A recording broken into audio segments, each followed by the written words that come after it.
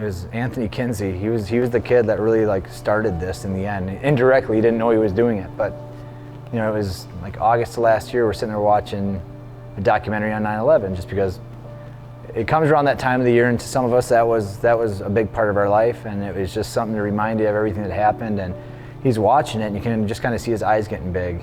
And afterwards, he's just like, man, I knew it was bad, but I didn't know all of that. You know, that was the first time like it hit me, like most of these kids weren't born yet, or like him, he was like 1 year old. What's the best way we can try and teach them about what happened, and at the same time make an impact? Because how many things do you learn about that, yeah, you hear about them, you learn about them, and then it's over, and it doesn't make an impact on you? Like, how are we gonna make them remember this and make that start a fire in them? And then we just kind of got this crazy idea, let's take these kids to New York.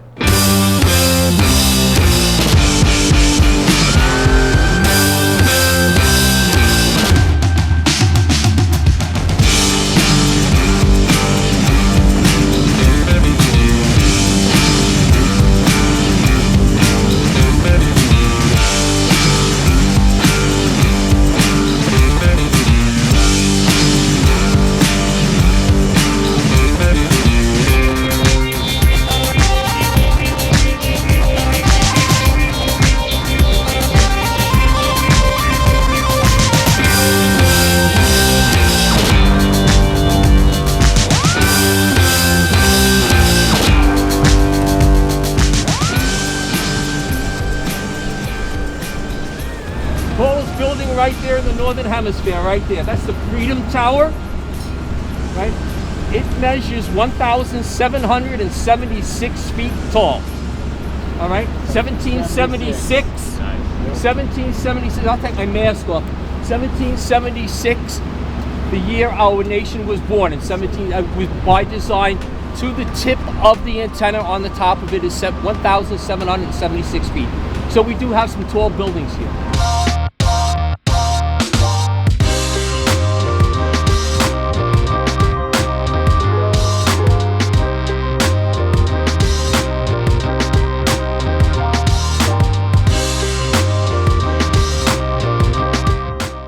I'm expecting a lot of emotion from a lot of the older, like, I shouldn't say older guys, but the guys that were born or alive during the event. I mean, a lot of us going on the trip, the cadets we weren't born during this, so we don't know much, but hearing some of the stories that we're gonna hear out there, I feel like it's gonna be pretty emotional for them guys and everybody else around. I'm excited to see the memorial and stuff and actually read those names of those people that died, and some of those firefighters that put their life on the line trying to save those other people. And that's part of our culture, that's part of our history. It's something that impacted us a lot. My expectations for this trip is just to almost kind of like feel how they feel about it. Folks, this is the memorial. It's beautiful. And then we're going to go downstairs into the museum.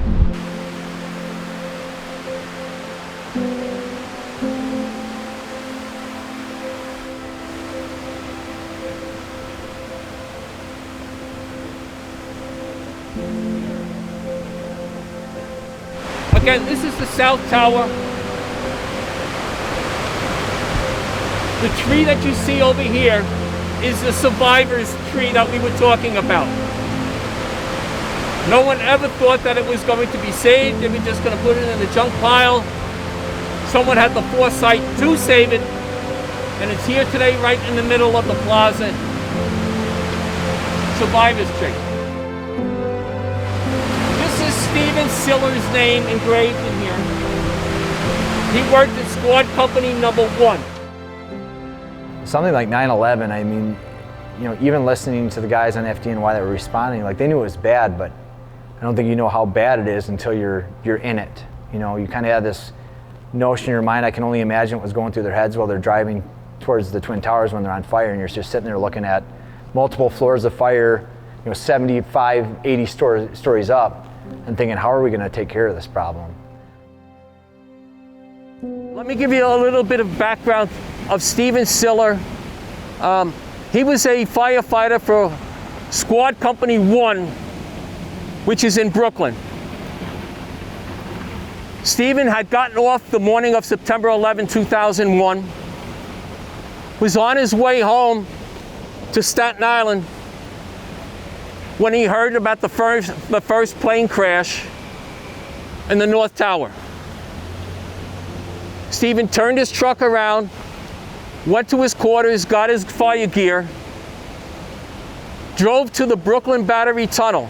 The Brooklyn Battery Tunnel is south of here. It connects Lower Brooklyn and Lower Manhattan. By the time he got to the tunnel with his truck, the tunnel was closed. He abandoned his truck there, took his fire gear, ran through the tunnel to the towers. He was volunteering his time. He was off duty. And Stephen died that day. It's, you know, one of the things that, I mean, we're talking 20 years ago, and I was just mentioning this the other day. How old were you? I wasn't alive. Oh, okay. All right. But you understand that 20 years from now, you're going to have kids that you're going to be talking to who are going to ask you about the pandemic. So that's your thing. That's something that you will be passing on to that legacy. And just as we're passing this on to you.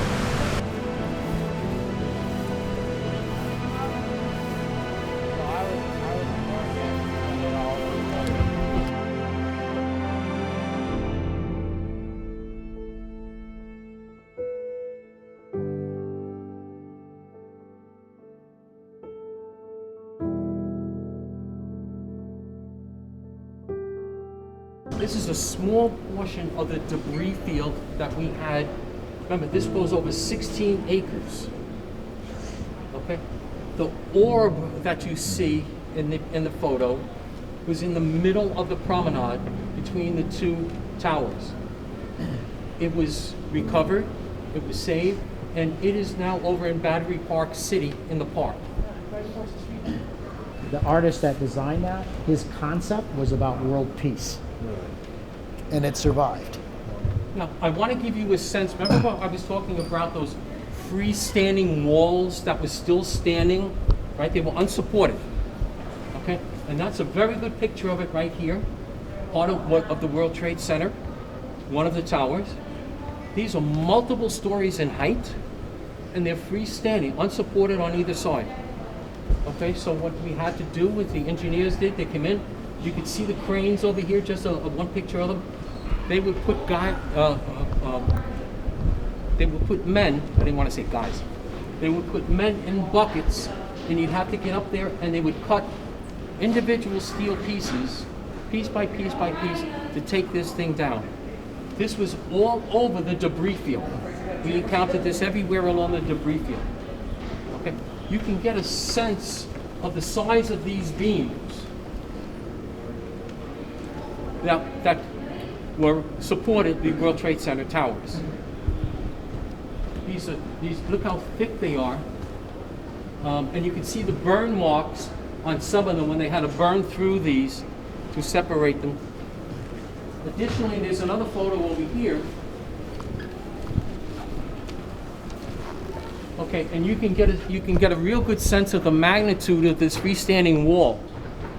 This was one of many walls that were at the Trade Center site that had to be addressed before we could let any workers in there to start the rescue and recovery operation.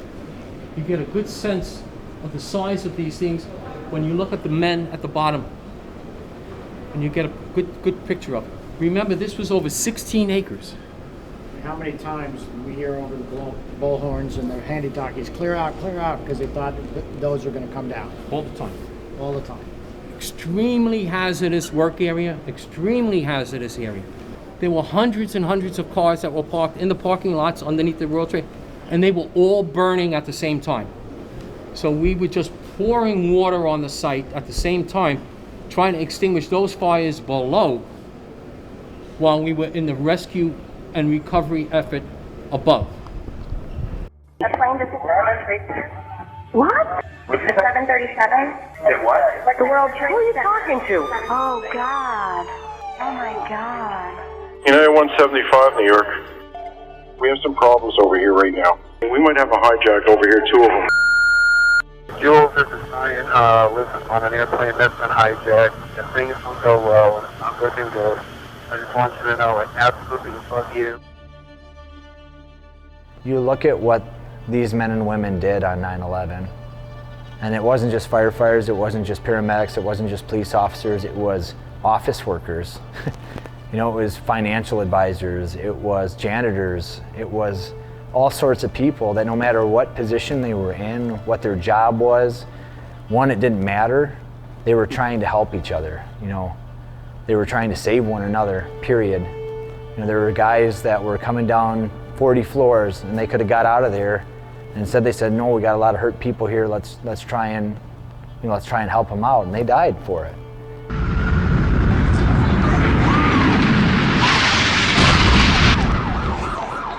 What are those people gonna do? All the elevators are blocked out. Oh my God, so both towers are now. Okay, now I got an aircraft 6 miles east of the White House. Hello? Crystal City, just north of Crystal City. Just to the north of your town. Yeah, stop all departures.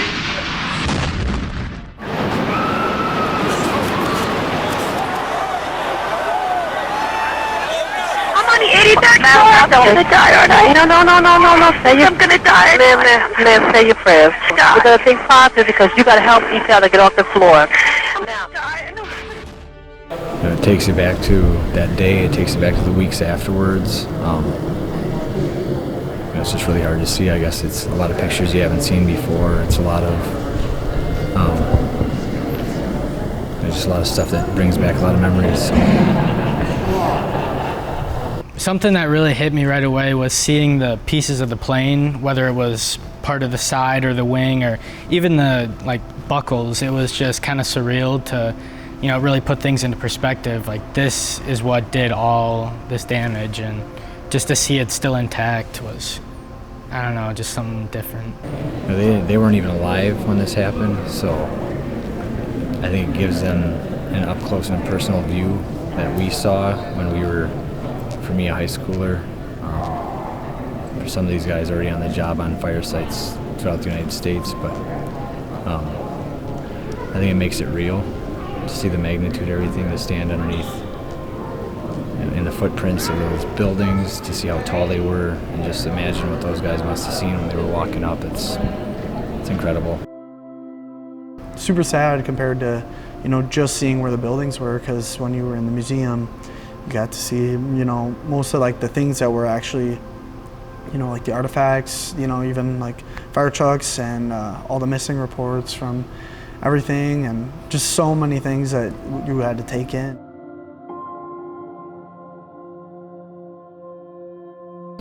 Again, I can't thank you enough for helping us make this happen, and I think it really brought it home to a lot of people. So, thank you very much. That's very kind of you. Thank you very much. Thank you very much. Appreciate it. Listen, everybody, I'm going to shake everybody's hand. If you just want to fist bump me, you can fist bump me, but I'm going to shake your hand. Okay? Thanks, guys. Thank you very, very much. And everybody, please stay safe. Have a safe trip home. Thank you, sir. Okay? Thank you, sir. And don't forget, tomorrow's Mother's Day, so Thank you so much. thank you very, very much. Very, very much. Thank you. Thank you. Thank you. Thank you. Thank you. Thank you very much. Thank you. Did I get you yet? Yeah. Thank you very much. Thank you so much. Everybody be safe. Good luck. Be safe. Good luck. Ladies, thank you so much. Appreciate it. Okay? Thank you.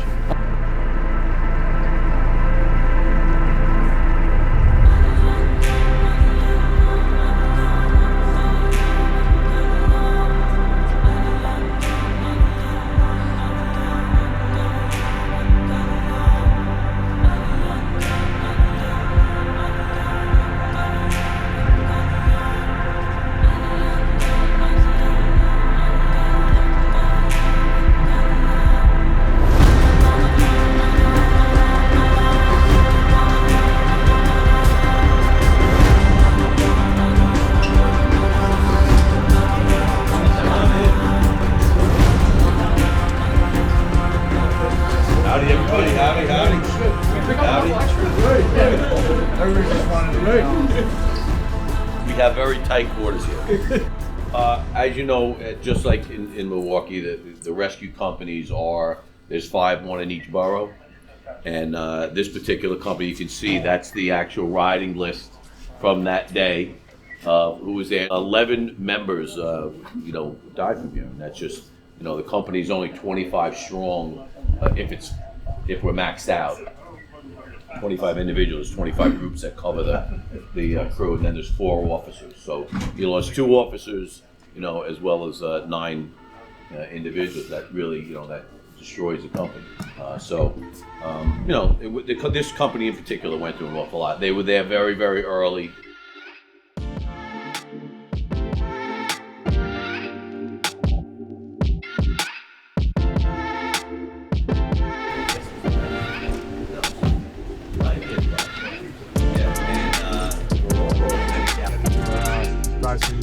Everything we got is fully encapsulated. What it is, questionable effects. So you have to, I think, as a new member of this department, just realize that you've got to be a sponge. You've got to be humble and stay teachable. And you've heard how many years I've on the job, over 30 years, and you know what? I don't know everything. And you're never gonna know everything. And you're only as good as your last fire. So you have to constantly maintain yourself at the peak of performance on mentally, physically, and everything in between. There are some really tough moments and tough times that you'll encounter in your careers. Just know there's a job to be done. You still have to keep job. You can't take a minute to think about what just happened or what could happen. You still gotta push that line, and still gotta push forward. I'm pretty sure all the firefighters that were going into that building, they knew. They probably in the back of their minds they just pushed it, down deep. It worked. It's a team. It's a team sport. Everyone works together.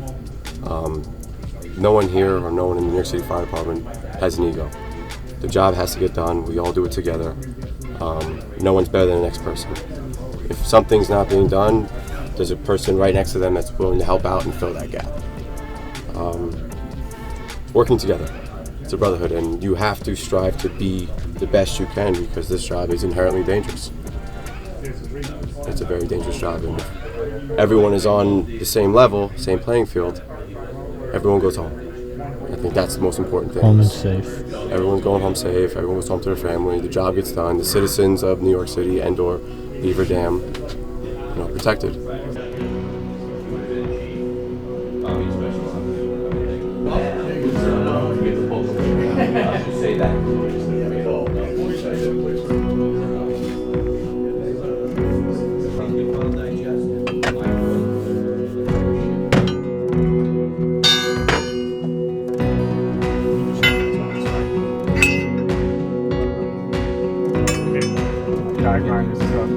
Most firehouses don't have the ability to necessarily do this. They got to file it by hand, and filing them by hand is we fine tune it by hand.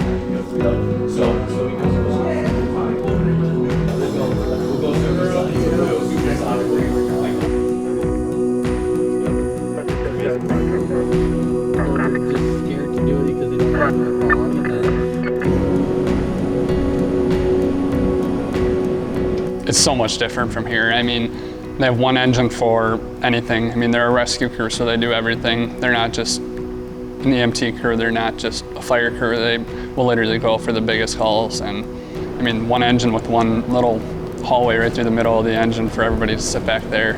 It was pretty incredible.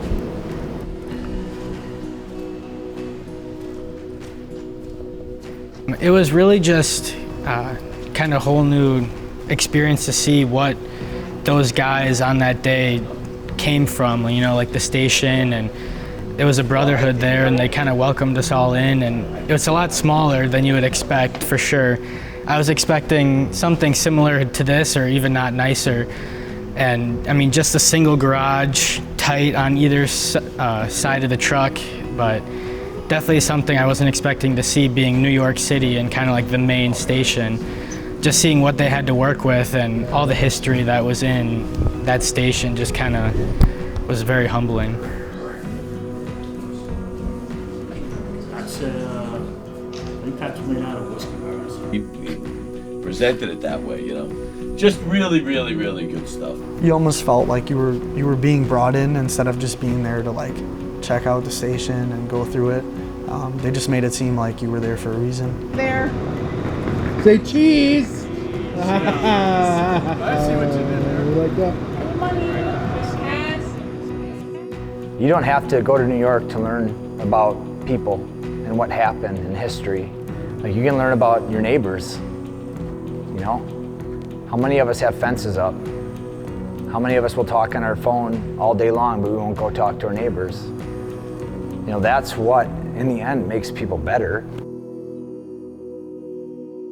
Big thank you to everybody who donated to make this whole trip possible. I mean, definitely wouldn't have been able to do it without you guys' help, and the fundraisers and all the different donations from around the city and surrounding areas.